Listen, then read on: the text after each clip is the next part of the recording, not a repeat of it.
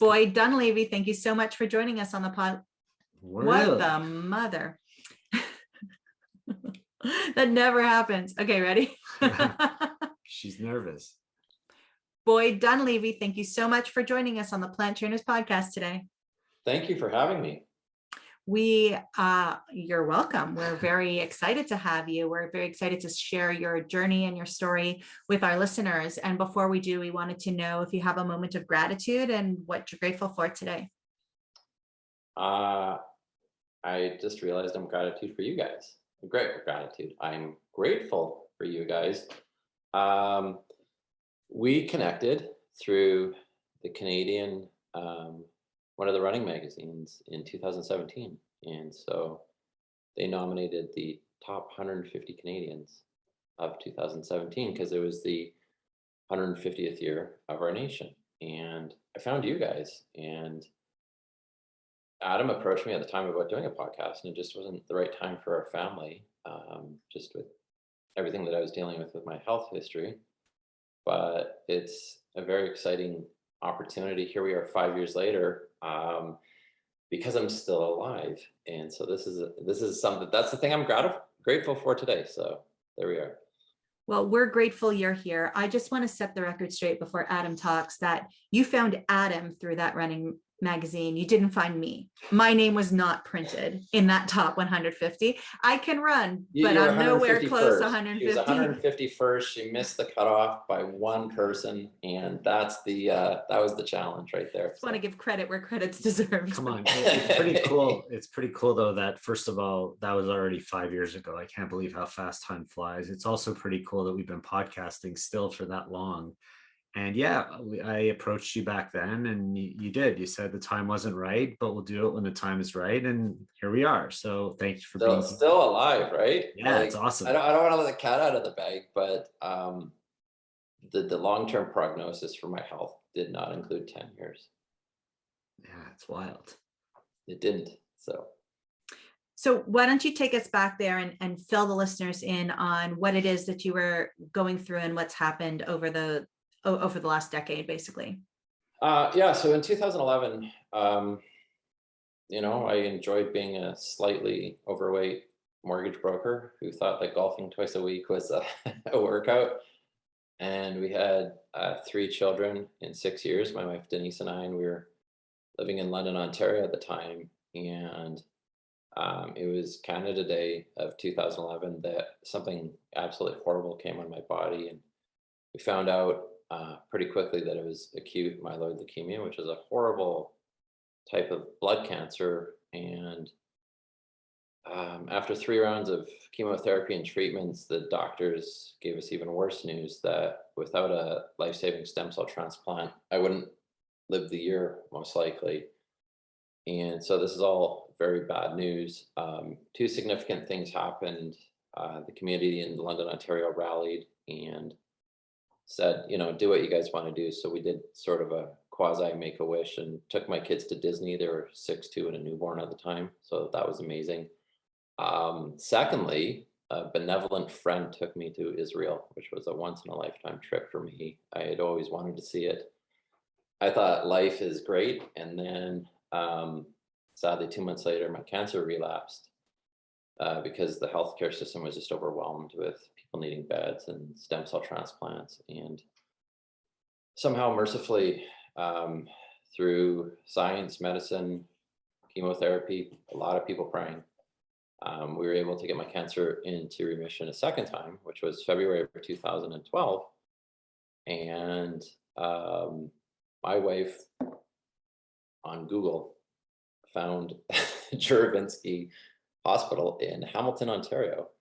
My biggest challenge, I should bring it back to, was I needed an unrelated stem cell transplant because my family wasn't a match, and I had one sibling, and just it didn't work. She wasn't a match. It's kind of a 1 in a million thing. And so May 3rd, 2012, 10 years ago on Tuesday, I had a life-saving stem cell transplant from a gentleman named Nathan Barnes, who we found out a year later, he's an American naval serviceman, and he was in Japan when he saved my life.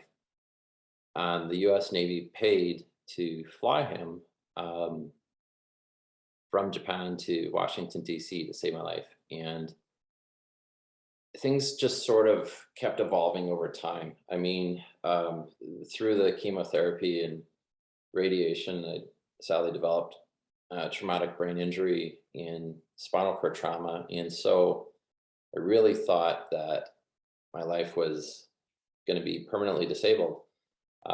Spring of 2013, two significant things happened. One, we found out that Nathan was my stem cell donor. And secondly, a friend took me and my son to Alaska and ran a marathon for me with the Leukemia and Lymphoma Society. And that was a life-changing moment. In spite of my ongoing health issues, I came home from that trip and bought a pair of shoes and started running. And in 2014, I ran 7 half marathons. And then because we had been to Disney multiple times, and I'm sure you guys as a couple have worked through challenges. My wife's like, you're being kind of crazy. Why don't we just go back to Disney and run the marathon? So like 3 years after a terminal blood cancer diagnosis and going to Disney, we went back and ran the marathon, and it just happened to have the medal there. Well, that wasn't at all overwhelming because I'm a bit of an extrovert, and I reached out to them and said, hey, what do you think? So I was invited to share my story on stage before 20,000 people. So that was a lot overwhelming. Got it done. A friend from London, Ontario happened to be at Disney at the same hotel as us, which doesn't happen. There's like 28 hotels at Disney. And so he said, can I pace you? Can I guide you? And so that worked out. It was such an incredible life-changing moment that I thought, well, the only marathon I could see myself wanting to do again would be to go back to Boston. I was there a couple times as a fan. In 2011, I was there to see the Boston Bruins destroy my Vancouver Canucks in the finals, and I joked with my best friend, hey, the only way we'll ever go back to Boston, or for me, is to run the marathon. Like, I was overweight. I wasn't like a runner. And 6 weeks later, I got cancer. And so anyways, that was a 8-month journey of sharing with the Boston Athletic Association about my health issues and disabilities. And I was approved to run under their Athletes with Disabilities program. And so I ran it in 2016. And my wife said, well, you had so much fun, you should go back in 2017. And in 2017 was a monumental year. I had a 25-minute personal best at Boston. Was like the 3rd place athlete with disabilities and top Canadian in that field that year. And that was the year that I was nominated to be part of the top 150 Canadians for the 150th Canadian thing. So that was kind of cool. So It's amazing. Should I pause for a sec? Because I just talk for hours, so I don't want to. It's a great journey, and we're so happy that you're here to share it with us. And you've come such a long way. And there's so many, pieces to that puzzle to kind of fit together. And I mean, I've not run Boston. I haven't done it. I've thought about it. It's always on the list, but I'm not there yet. And obviously the older I get, the lower my time needs to be so I could eventually qualify. Are you waiting? So I'm waiting till I'm older. I was beat by like an 86-year-old Japanese lady in 2016. Yeah. I saw her on the course. I'm like, why is this lady beating me? And I couldn't, she beat me. So, yeah. There's a guy in London, Ontario named Sean Trahan who finally ran it this year after qualifying like 3 times and getting bumped repeatedly. And then that COVID thing that sort of happened for 2 years, and he was there. So. Right? So what was the end of the cancer? Was it the stem cell? Well, you have to be in remission to do a stem cell transplant. So because I have such a big story, I've had a lot of people reach out, and this is the hard part, talking about friends like, well, she was a friend of a friend. Her name was Erin Dance, and she was diagnosed in 2016, and they couldn't get it into remission. They raised $800,000 to send her to Texas to try and get it into remission. And sadly, she passed away. She was like 32. And so that's hard to talk about. But a friend of mine who I met through the media was a lady named Nancy Taylor, and she was in Vancouver. I was there in January of 2016 to see my family. My grandfather was getting old, and the night I flew and I saw this on TV, she needed a stem cell transplant. So I called, and I had nothing to do with it other than, hey, this is my story, and I'm going and I'm running the Boston Marathon. And she had a life-saving stem cell transplant from a young Vietnamese guy, because she was half Indonesian, half Caucasian, so it made it really tricky to find that. But I met her 3 years ago, like yesterday, at the Vancouver Half. I was so excited. So yes, that's a long way of answering. You have to be in remission to do the stem cell transplant. So having a stem cell transplant, if you look at it in the sense that it might be a fine operating vehicle, but the engine's broken. And so my DNA 100% changed, hair color changed, different appetites for things changed. And but yeah, February of 2012 was really a medical miracle. The doctors confirmed that the cancer was in remission, and then it was 6 weeks of preparation to be able to do the stem cell transplant. I mean, that I'm so happy for you and your family, and that's a miracle and amazing that you were able to find a match and to be in the situation to be able to have it and to be here talking about it today, so many years later. Besides the miracle of medicine and all of those things, what was running something that maybe helped you stay focused and give you hope and get you through it? Do you think that you'd be the same person today without the running?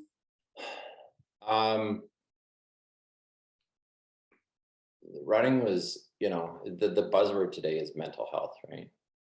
Oh, we run, mental health. Running really helped me get past the grief and the sadness of being permanently medically disabled and not able to work anymore. I was in business, I was in banking, and it really empowered me. And, for the first 2 years, I was horrible, but the one thing that's free for anybody is enthusiasm.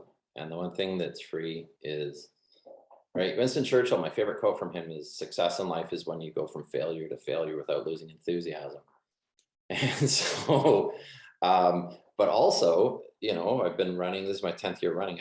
I've improved a bunch. So it helps with the mental health, helps with the physical part of it. But I really, truly believe that over time, a brain can even bring healing just through what you eat, how much what you put into your body, and also the endorphins that are released through running. It's a tremendous sense of empowerment, and it's a tremendous feeling of accomplishment, that you don't kind of feel like blah.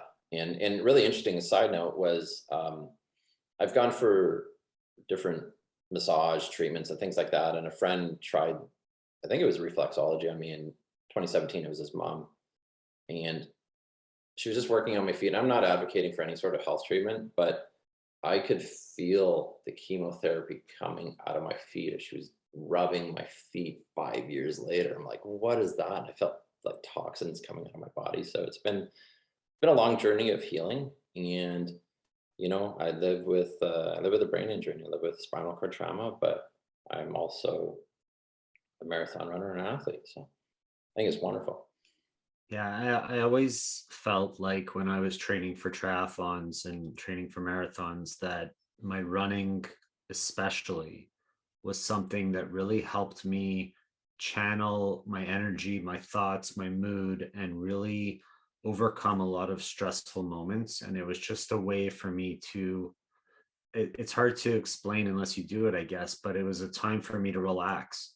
And I know I'm pushing myself on the road and my feet are pounding, but really it's a time for me to refocus, refresh, and get back to feeling good. For some reason, it has that effect on me, and I know it has that effect on a lot of other people. So for someone who doesn't run, I mean, where do they start? Like, do they just get running shoes and go? I started with water aerobics at the local YMCA, and was doing those types of classes. But, my favorite saying, they're like, what should we do? I'm like, look at the Nike motto. What does the logo say?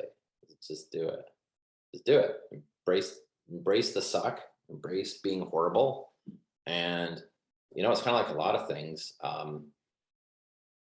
I've run with a lot of people that quit, and I've run with some people that have gotten better. And it's just kind of embracing the lousiness of not being very good. Most people aren't coming from having a serious health scare like I did or you did to need to make a life change. And so, I think the best compliment I ever got was from my mother-in-law. And she said, "You're the most determined person I've ever met." So I was just able to focus that determination on, getting through cancer is sort of the same thing you need to be an athlete and to be a runner. So Maybe she was talking about your pursuit of her daughter.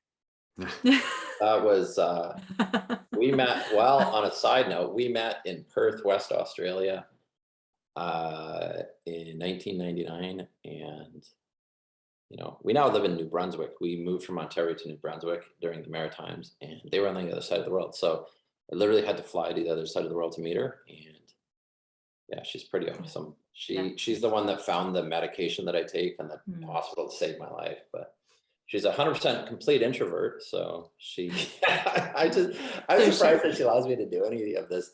And can I talk briefly about meeting my stem cell donor at Disney? Yeah, That was go for it. that was a huge moment, right? Like in 7 years, I'm like, when are we going to meet Nathan? He's my stem cell donor. Because he's in active naval service, he kept getting moved overseas and deployed to different places like San Diego and Japan. And I believe at one point in his life, he was in Afghanistan. And so when are we going to meet? And so he was redeployed. He's on a naval boat to Jacksonville, Florida in 2018. And that's when, as they say, the stars aligned. We're like, how do we do this? How do we do this? And so I contacted the folks that run Disney and said, look, here's an idea. We're coming back in November. We did the other thing with mental health. We went to Disney like 8 times in 9 years. Just gave us something else to focus on other than the cancer treatments and the doctor's appointments, right? And then, running a marathon at Disney, by the way, Shoshana, is like just magical. So anyways, I called Disney and I'm like, what do you think? And so they got really excited about the idea, and they put me in touch with a girl named Emily Amato. Disney has very good media relations, and they do media very well for any of us, those of us who don't know that, of course they do, right? And so I thought that my wife was going to say no to it, but somehow she's like, we'll just do this. I don't want to be in any of this. And so somewhere around the 1st of November of 2019, we actually got to meet Nathan at Disney. There's a video. It's like a 2-minute video. It's a total tearjerker. You can probably put it in the notes if you want. And it was just one of those moments that in the 7 years that I waited to meet Nathan, I didn't just sit there waiting. I ran 7 marathons. I ran the Boston Marathon 3 times. I ran Chicago and New York and Disney twice. My favorite saying is L'chaim, which is a Jewish saying to life. And you have to live. You can't just sit around waiting for somebody to give you permission to whatever. Like the other thing too is I ran for 2 years before a doctor finally signed off on me running. And he's like, you have permanent nerve and brain damage, but I don't think it's going to get worse. And just as a side note, I just saw a doctor last Monday and got the MRI results from another MRI that I had. And there's still spinal cord trauma. There's still lesions. There's on the brain. There's still issues with the back. It's not like that was then. And they think it's from a decade ago, but it's still, something that I live with. But anyways, meeting Nathan was just a wild thing. And I had huge dreams of, like, we were on Fox News. Like, it just showed up on the screen of Fox News. And I had huge dreams of whatever. And I was going to run the London, England and Berlin Marathon for 2020. And I was approved for both. And then that COVID thing happened. So as Mike Tyson says, everyone has a plan to get punched in the mouth. And so, but I kept running. And during the pandemic, I actually said, okay, enough with allowing, because you're disabled, to screw around with your diet and nutrition. So I stepped it up even more with with what I was consuming and allowing myself to consume, and cutting back on alcohol and junk food and stuff like that, and really became a lot better. And it was about a year ago in April. My wife said, "Do you want to move east?" I said, "Okay, where are we going?" And she's like, "You didn't even blink." I'm like, "I don't know. I watched a thing on Facebook where Grant Cardone said, 'Say yes to everything and then figure it out.'" So we did that. We didn't know anybody, and we moved to Moncton, New Brunswick, which is 15 minutes to the ocean, about an hour to PEI, and 20 minutes to Nova Scotia. So we love being here, and we're coming up on the anniversary of the first year of us being here. But the other thing that was super cool was, hey, Adam can attest to this. During COVID in Ontario, there were no races, there were no runs, there were no events. Right. Yes.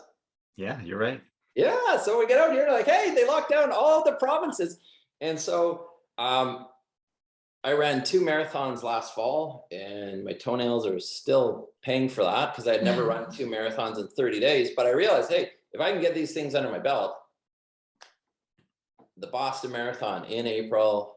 And so we're like, oh, please, God, like just lift the restrictions. And we had made 100 different plans that just kept going sideways. And anyways, long story short, I took my mom to Boston, who had never been. And we just drove from Moncton. It was like 8 hours, like, oh, wow, we're on the East Coast the whole way. So we just drove down. And the wildest thing about this Boston, a couple things. One, I had a 7-minute course record. So it was my fastest Boston by about 7 minutes, and 3rd fastest marathon. But the other thing that was just super cool is I saw people I hadn't seen in 5 years. They remembered me. And I ran into people at Cheers that knew me. So, they say you go to Cheers where everybody knows your name. It literally was the case. And so we had so much fun. For those of you that remember Doug Flutie, the former CFL football player, he put on an event. I said, "Doug, I waited 32 years to meet you and shake your hand." And it was just a really special moment. But the most important thing with that marathon was I ran it for people affected by cancer. And I think you guys would both know there's a lot of people out there affected by cancer. And there are 2 different organizations that I do bi-weekly and monthly Zoom meetings with fellow cancer patients and survivors. And so that one meant a lot to me. And, it was 3 weeks ago. So 10 marathons in 10 years after having a life-saving stem cell transplant is not something that a lot of people in Canada can say. I haven't met anybody in Canada yet. So if anybody's out there, please feel free to introduce me, who's had a stem cell transplant, that's become a marathon runner. I've run into 3 or 4 different Americans. And so I would love to hear your story and connect with anybody that's done that. There's a girl named Magdalena Martinez in Chicago, and I was introduced through the community, and she overcame blood cancer and ran Chicago in 2017. That was epic to see her do that. So it's amazing. It's a great story of inspiration. And of course, if we come across anybody that's in that situation, we will definitely connect you, and we will put some links in our show notes. Yeah. And I'd love to see them beat me, like I try to celebrate what other people can do. Absolutely. And I think that's the best way to move forward yourself, is to celebrate the victories of the people around you. And right. I mean, your victory is amazing and inspiring, and congratulations on Boston this year. And thank you. 3rd best run. What'd you say? 3rd best marathon, fastest Boston by 7 minutes. It's incredible. The fans, I've been there 4 times in person, and that was the most fans I've ever seen. The weather was perfect. There was just millions of people there. Part of that just pulled me through the course that day. And just for context, I carry my nerve inhibitor medication with me in a little baggie like this, because every time I'm running a marathon, something goes weird. And so even during the marathon, I'm taking Advil and Tylenol, and around mile 18, my body just went like, just shut down. And so taking gabapentin during the Boston Marathon is to get your body working again is kind of wild. Well, I think that's pretty common for the average person. I can't imagine it for someone who's gone through what you've gone through. And it's amazing that you're able to just keep going, and you're such an inspiration to so many. So really appreciate you sharing that with us. If someone wants to reach out and connect with you, where's the best place for them to do that? From blood cancer to Boston is my Instagram. I have a Facebook page, same idea, or boy Dunleavey. I have a Twitter account. I don't really use it, but probably Facebook and Instagram are my two most well recognized pages, either Boy Dunleavey or From Blood Cancer to the Boston Marathon or From Blood Cancer to Boston. And, you know, I've met some incredible people, and I thank you for allowing me to share my story, but I could have talked for 2 hours about other people's stories who've overcome so much. So Yeah, we'll link to that stuff in the show notes at planttrainers.com. And of course, it's a pleasure to have you here, and just keep running, my friend, and inspiring others. And one day maybe we'll be able to run together, and that would be cool. it would be wonderful. Thank you so much. Thank you.